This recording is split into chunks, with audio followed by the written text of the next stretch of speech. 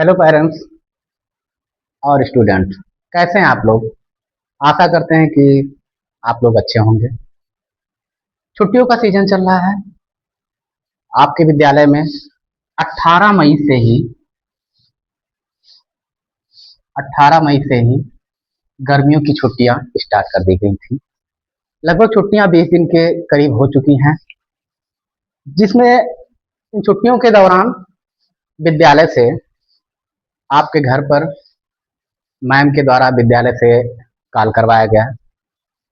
कुछ रिप्लाई भी मिले, कुछ शिकायतें भी मिली, उसी पर हम चर्चा करेंगे। क्योंकि हर साल देखा जाता है विद्यालय लगभग कई सालों से चल रहा है, 10 सालों से। तो हर साल लगभग जो शिकायतें आप लोगों की आती हैं वो लगभग सेम टाइप देखी जा रही हैं कि अ, जो शिकायत है सबकी लगभग एक ही टाइप। शिकायतें अलग हो ही नहीं रही हैं, और जो शिकायतें की जा रही हैं उसी पर हम थोड़ा चर्चा करेंगे कि शिकायतों का सलूशन कैसे निकाला जाए। और क्योंकि बच्चे आपके हैं और हमारे भी हैं, विद्यालय में पढ़ रहे हैं, तो कहीं ना कहीं रिस्पॉन्सिबिलिटी आपकी भी बनती है और हमारी भी बनती है। तो जो शिकायतें नोट की गई हैं उसमें 3 शिकायतें कॉमन हैं। वैसे शिकायतें तो बहुत हैं, लेकिन 3 कॉमन शिकायत हैं जिस पर हम चर्चा करेंगे। ठीक है, तो पहला जो शिकायत है वो आपका, पहली शिकायत जो है वो क्या है कि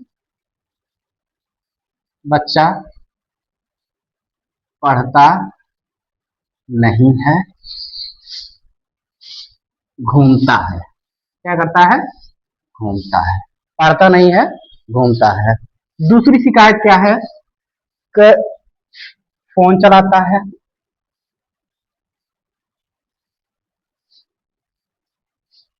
और पढ़ता नहीं है। क्या करता है? पढ़ता नहीं है। ठीक है। और तीसरी शिकायत जो है, बात नहीं मानता। क्या होता है? बात नहीं मानता। बात नहीं मानता। ठीक है, ये 3 शिकायतें हैं। कौन सी? ये 3 शिकायतें हैं। और इस पर अगर हम ध्यान से देखें तो लगभग तीनों शिकायतें कॉमन टाइप हैं।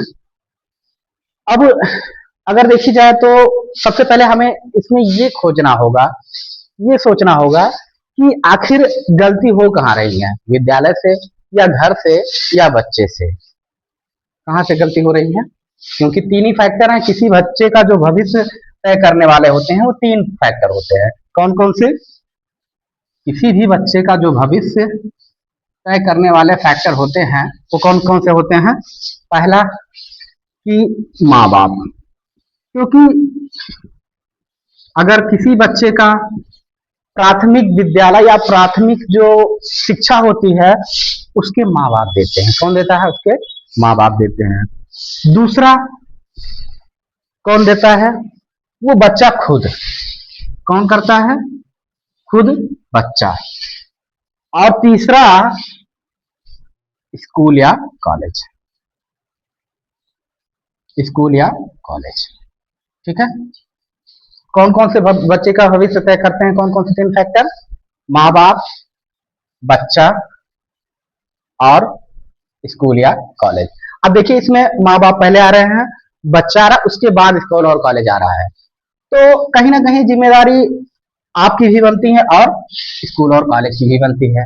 तो हम चर्चा करेंगे इस पर कि कमियां कहाँ आ रही हैं, कि जो बच्चे का ये प्रॉब्लम हो रहा है कि बच्चा पढ़ता नहीं है, घूमता है, बच्चा फोन चलाता है, मोबाइल चलाता है, बात नहीं मानता है।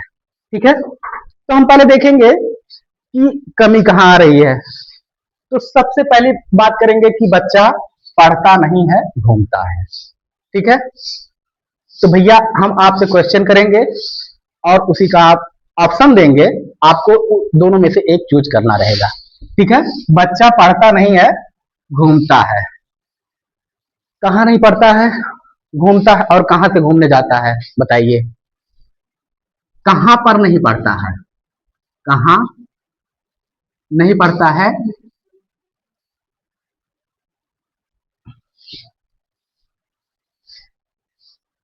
तो कहाँ नहीं पढ़ता है, घूमने जाता है। ठीक है, घर या स्कूल। ठीक है, अब बताइए कहाँ पर नहीं पढ़ता है, घर पर या स्कूल पर। और कहाँ पर घूमता है, कहाँ से घूमने जाता है, घर से या स्कूल से। आप लोगों को क्वेश्चन का क्या कहते हैं आंसर साफ नजर आ रहा होगा। कहाँ से घूमने जाता है, कभी कोई बच्चा स्कूल से घूमने आज तक नहीं गया है। जाता तो कहाँ से है, घर से भैया। पढ़ता कहाँ, पढ़ता कहाँ पे नहीं है, घर पे भैया। ठीक है, दूसरा जो प्रॉब्लम है वो है फोन चलाता है पढ़ता नहीं है। क्या करता है, फोन चलाता है पढ़ता नहीं है। तो फोन कौन देता है, फोन कौन देता है, घर या स्कूल। बताइए, फोन बच्चे को कहाँ से मिल रहा है, कोई टीचर या विद्यालय तो बच्चे को फोन चलाने के लिए देगा नहीं। कहाँ से चला रहा है, घर से। कहाँ पे चला रहा है, घर पे। ठीक है, तीसरी चीज बात नहीं मानता। अब बताइए बात किसकी नहीं मान रहा है, स्कूल या घर। किसकी बात नहीं मान रहा है, स्कूल की बात नहीं मान रहा है या घर की बात नहीं मान रहा है। जाहिर सी बात है क्वेश्चन का आंसर भी आपको दिख ही रहा होगा। स्कूल के सारे बच्चे अगर हम बोल दें या कोई टीचर बोले कोई भी कार्य करने के लिए तो बच्चा कभी मना नहीं करता है कि सर जी मैं ये नहीं करूंगा या मैम मैं ये नहीं करूंगा। ठीक है, तो सारे बच्चे स्कूल की बात मानते हैं, हम बात किसकी नहीं मानते हैं, घर की। आप बताइए प्रॉब्लम कहां पर है, घर या स्कूल। ठीक है, कहां प्रॉब्लम है, आपको दिख ही रहा होगा कि प्रॉब्लम कहां पे है, घर पर है। अब बताइए प्रॉब्लम जब यहां पर है तो स्कूल से निवारण कैसे मिल पाएगा, मिल पाएगा। अब वो इसकी वही बात हुई कि अगर एग्जाम में मान लीजिए हमें मैथ नहीं आ रहा है और हम पढ़ रहे हैं क्या, साइंस। क्या पढ़ रहे हैं, साइंस पढ़ रहे हैं। तो क्या हमें मैथ आएगा, हमें मैथ ही पढ़ना पड़ेगा। अगर मैथ आना है तो मैथ ही पढ़ना पड़ेगा। हम शिकायतें ही गलत जगह पे कहीं ना कहीं कर रहे हैं। वैसे कोई बात नहीं है, रिस्पॉन्सिबिलिटी तो हम दोनों की बनती है, तो कोई दिक्कत नहीं है। भले ही किसी की भी प्रॉब्लम हो, इस सॉल्व तो दोनों लोगों को मिलकर करना पड़ेगा, क्योंकि अभी हमने बताया है 3 फैक्टर होते हैं, माँ बाप, बच्चा और घर। तो बच्चे अगर इतना समझदार होता ही तो गलती क्यों करता। तो इसलिए हमें काम कर, हमारी रिस्पॉन्सिबिलिटी, क्योंकि अगर कोई प्रॉब्लम बच्चे में आएगा, गलत डायरेक्शन या कहीं दिशा भटक रहा है बच्चा, तो प्रॉब्लम किसको मिलेगी या शिकायत किस पर की जाएगी। बाद में समाज ना तो आपको छोड़ेगा और ना हमें छोड़ेगा। अगर बच्चा किसी प्रकार की कोई गलती कर रहा है तो सबसे पहले माँ बाप का नाम लिया जाता है कि किसका लड़का है। अगर शिक्षा संबंधित कोई गलती कर रहा है तो तुरंत नाम लिया जाएगा किस विद्यालय में पढ़ता है। तो सबसे पहले जिम्मेदारी किसकी बनती है, आपकी और हमारी, स्कूल की और माँ बाप की। ठीक है, तो अगर इन तीनों, हमें सोल्यूशन किसका निकालना है, इन तीनों प्रॉब्लम्स की। बच्चा पढ़ता नहीं है, घूमता है, फोन चलाता है और पढ़ता